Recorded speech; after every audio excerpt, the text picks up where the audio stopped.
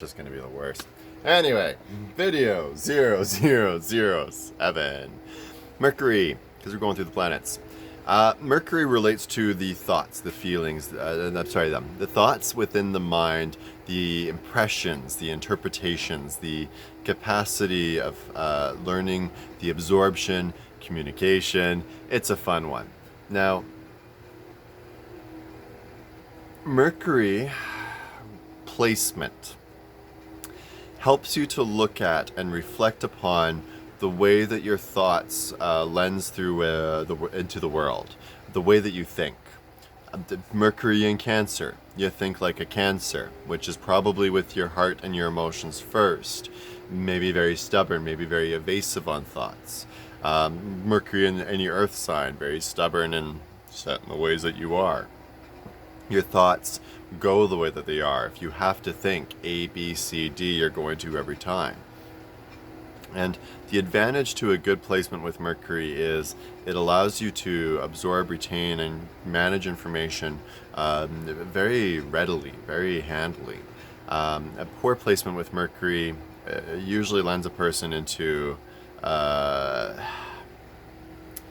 discombobulation through an incapacity to relate to thought and process. In basic,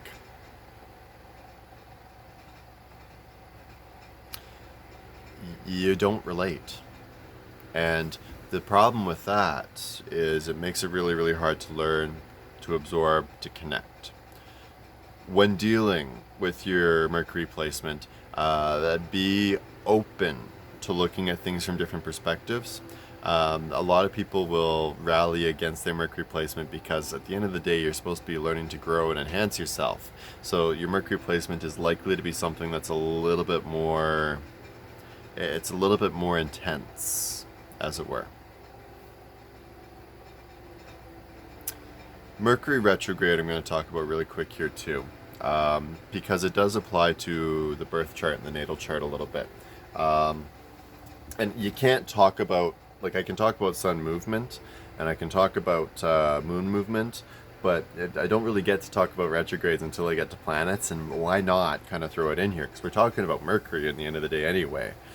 Who gives a damn if it's about the natal placement or anything else?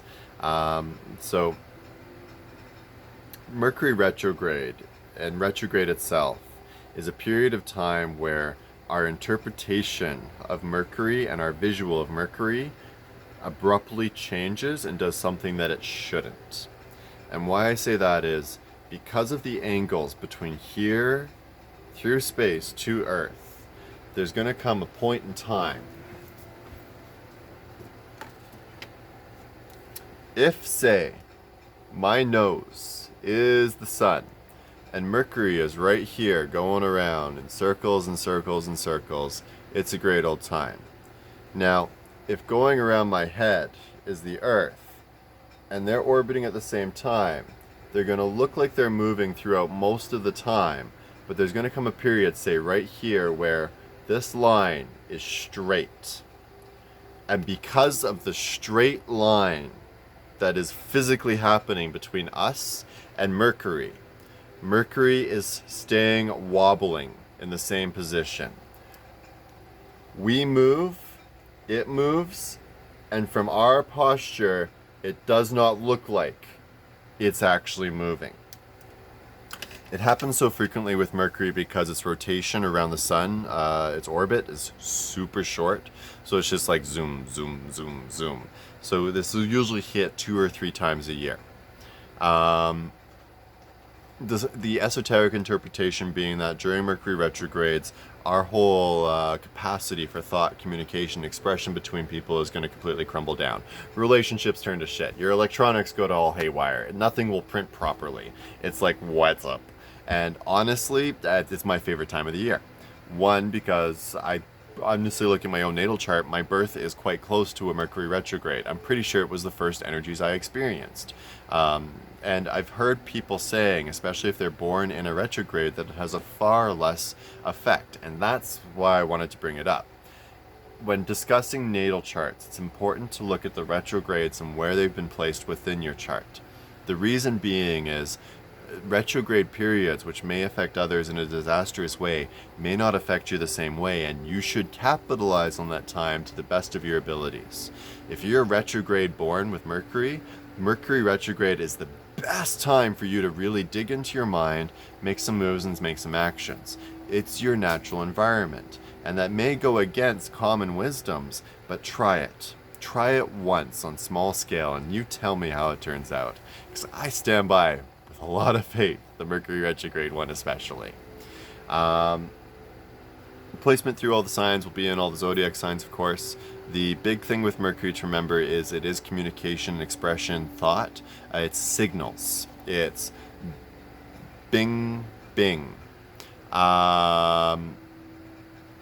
If it's in good running order, you receive signals, everything works in good orbits and good pass back and forth. When things aren't in good signal, when things aren't acting natural, that's when everything goes shit up. And during that time, and during those placements, the biggest thing is to take your time and think of it from a different perspective than what you may naturally want to do. Adaptability, swiftness is important in handling Mercury energy.